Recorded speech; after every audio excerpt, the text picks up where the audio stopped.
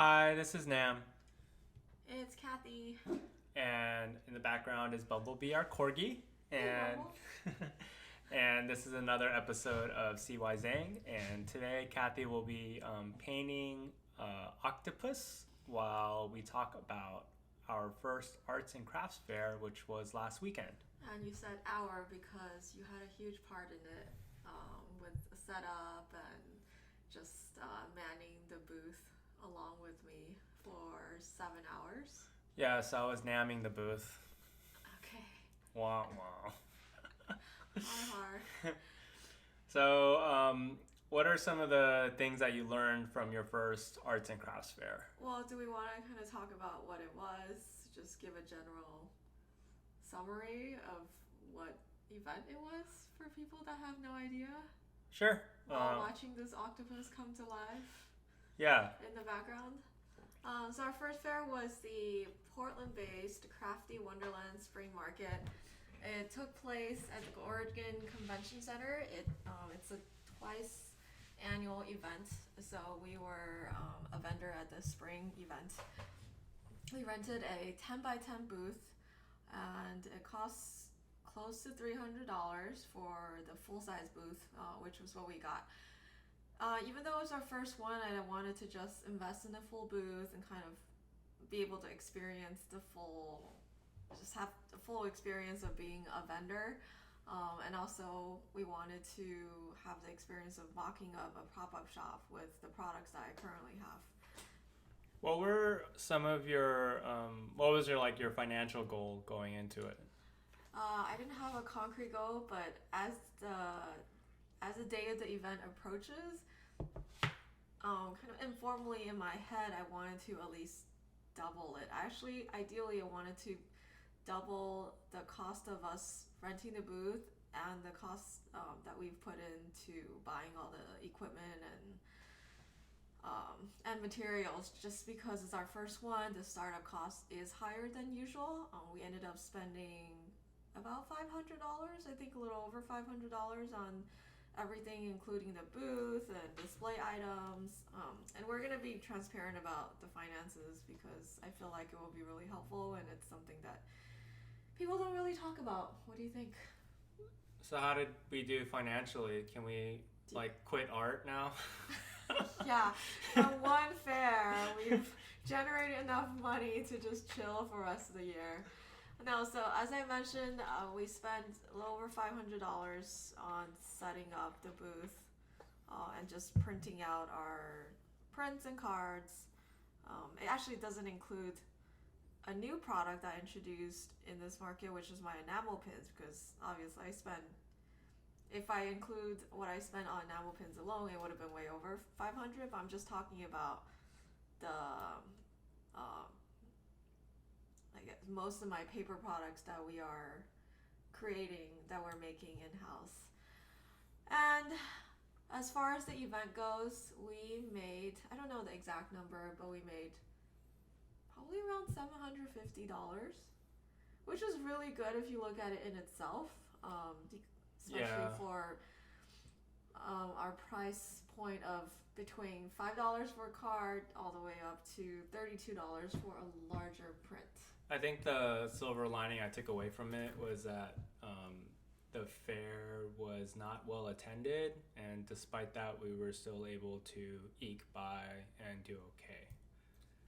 Because I think the weather was really good. Portland has had a lot of weekends of bad weather, so I thought because the weather was good, more people would show up, but it's more like because the weather was good, people wanted to stay outside. Yeah, wanted to stay outside and rage outside and not inside a big carnivorous, cavernous Oregon Convention Center. And these are just perception from our experience. I'm not saying it was a badly run event. I think it was really well organized. Like, all the communication leading up to it were really clear. Like, we knew exactly what we're getting into. But just from talking to some other vendors who have participated in the past or have done other events, they said that the turnout wasn't as busy as they were expecting. So a lot of it has to do with expectation, and obviously it's one of those events where we do have to invest in quite a bit of money up front and a ton of our time, not just for setting up and tearing down, but getting there, the logistics of carrying everything to our car and printing out our prints and Yeah, I think planning inventory. looking back at it, it was physically exhausting the day of, just because we had to stand for like 8 hours and set up and tear down, and also um, talk to people for 8 hours. May it be our friends who are very nice enough to stop by, or to strangers to explain the art, where it came from. So from that perspective, that was pretty tiring. And you're an extrovert too, so you like talking, but it was still tiring to you. Why is that? It's because like I'm not really passionate about the products. My boss is a slave driver. Can you not? I'm just kidding. I think I was especially exhausted because I was emotionally, like, I was nervous. Like, I wanted your event to go well, and I wanted to make sure, like, my specialty is like logistics and operation and fulfillment for CY Zhang. So I wanted to make sure that we had enough prints. So leading up to the event, I spent a lot of weekend nights printing and packaging, because I wanted to make sure that we had a full inventory. I wanted to make sure our booth didn't look bare. Bare and whack. You know, I wanted to look clean and nice, and I wanted to be able to hang with the other artists there, and we had to go look at people's Instagram accounts and look at like really small pictures to figure out what type of infrastructure they had in order to display our prints, and we had to put our own little spin on it, because we didn't want to totally like copy and paste what other people are doing. So it was a lot of newbie insecurities in some way. Yeah. So we want to be able to stack up against other vendors, as well as just meeting or exceeding our own expectations. So yeah, and it's like also like marketing, right? We got to make sure our friends come out, and people know about it in our small community, so they come out so that we can get those additional sales. So it was just a little nerve-wracking, because it was our first time, and I was really glad to get it over with, because I wanted to get that rep in, and when it's time for our next event, then we'll have all that muscle memory to build off of. So we talked about I think this all started when you're asking me what my financial goal was, which I said was double our first startup costs. We didn't quite meet that, because it did cost extra to host this first event. But I thought overall we did great. We did come up profit-wise, if we're not accounting for the time we spent and all of that. But I think overall I enjoyed the experience. So that's as far as financial goes. And we talked a little bit about the emotional anxiety that goes into it. One thing I wanted to mention was, I think my anxiety was the highest in the beginning when they opened the doors and let everyone in, and part of it's just the excitement of anticipating new people, and I was excited to meet new people too, even though I'm an introvert. But I think the time span leading up to the first sale is something that's not talked about often too, especially for our first time, and I was partly worried that it may never happen, even though I think it was only like first half an hour, like we didn't make any sale, but it felt like eternity. It felt like it was already 6 o'clock and we're ready to go home. I don't know if you felt that way. I had like a lot of nervous energy, and I was a little bit on edge, definitely. But I didn't really know why. I just wanted like things to go well, type of thing. You grabbed a huge stack of my business cards and started handing them out in front of our booth, and you were saying, "My wife is an artist. Come check us out." Well, that's it's like that was like my icebreaker and stuff like that. Yeah. It's been a while since I've been hitting on strangers, but I'm glad to be back in that domain. Oh, that's good to know. It hasn't been that long for me. Yeah. So, any other? Because I wanted to talk about the financial benefit, or just the financial performance and emotional. What were some of the unexpected things that you learned? We got a lot of unexpected things, mostly in the form of feedback, which is the third part of what we want to discuss from this event. So a lot of people were really vocal with their feedback of my work, and most of them were very positive. But like they're vocal after we asked them though. They didn't give unsolicited feedback. Yes, most of the time. There wasn't any outward criticism or anything. But the feedback that were very specific were the ones that we had to probe, right? Or you were probing about why they were drawn to a certain animal, and I would ask them, if they were visiting or, a certain animal reminded them of their past or their pet or something. But even gets as specific as the type of product that they will want that they don't currently see. And that's not something we really prodded. They're drawn to my upward pig yoga pose watercolor painting. They wanted to know if I could make it into a greeting card, or a couple of people has asked me to expand it into a series, which I'm going to do anyway. But it was just nice to get that validation. What were you gonna say? It was interesting. We didn't get feedback from people who just walked away, but do we need feedback from those people? The people who just didn't connect to the art? I don't think so.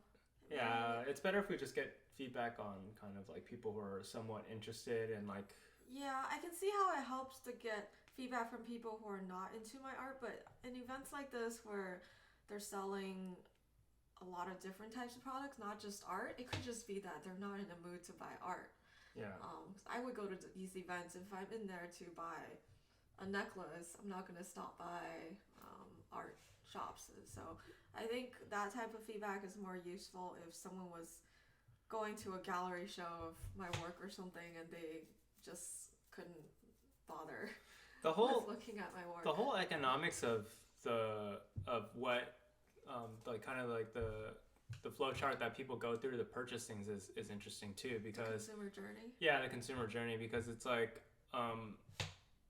only saw it from one view from our online sales, but actually being there and getting their feedback on hey, I really like your art, but I don't have any more wall real estate to hang something up because it either doesn't match my style or I have way too much art already, or hey, I like this, but the price point's too high, so I'd rather spend less on a smaller price point, but you don't have this in a card because I want to share this with somebody else. Yeah, so price point was something that we were toying with just in our heads, because I found that even though most of my products were prints right now, I printed out 4 card designs at the last minute just to see how they do, and they did really well. I mean, my Fuck Yeah Fox card was selling better than my best-selling prints because, like you said, not everyone has the wall real estate, or do they want to necessarily bother with finding a frame, drilling a hole into their wall, especially if they're renting currently. That's just an example. So what I think is a deterrence to buying art print, but cards, it's universally applicable. I see people connecting to the Fuck Yeah card right away. There's one lady who had to go find her daughter to show her the card, and I think she ended up getting 2 cards or something. So that was interesting. And also, I was nervous about how my pins would be received, since it was the first time it was released in any type of market. And I'm glad that people were almost equally interested in all 4 of my pins, although the Black Sheep Warrior did gain a lot of attention. So let's talk a little bit about your painting real quick. So what did you go through with the process for this octopus? This octopus was originally part of my alphabet series I started earlier this year, so it was for the letter O. I didn't end up using it for the final print because the color palette just didn't end up working with the rest of the letters. And one of the reasons is I used the 2 dominant colors were not natural colors to the octopus itself, even though I've used I'm known to use unexpected colors in an animal. They don't tend to take over the entire animal. So when it's being juxtaposed next to other animals that resemble colors of nature, it just stood out a little too much. It stood out more than I would like. And because that shade of blue, it was the first time I used that color, and it's actually a watercolor ink, so it comes out more intense than just than the watercolor paint that comes out of the tube. So I ended up replacing it with an owl that I did at around the same time, and it worked out a lot better. But when you look at the octopus now, do you think the painting is not that good? Or because looking at the video again and seeing the scale of the octopus, I thought it was pretty grand and nice. I think the scale definitely makes it look more impressive, but technique wise, I feel like I might have overworked certain parts because I wasn't fully comfortable with the tentacles. So I did a lot of scribbles, which was actually intentional, but when I look close, I mean, I'm probably the only person who sees it the way I see it, but I can just pick apart certain parts that I've overworked. So that was how our craft fair went, and we just wanted to take the opportunity to talk about it while entertaining you with something running in the background in case you're zoning out or not watching it at all. Yeah, I think not listening. Yeah, I think we're gonna try to do an episode just on the pin, so I'll try to set that up and see if we can just walk through that process. But thanks for joining us again. This is Nam. And you know my name. So have a good weekend. Thank you.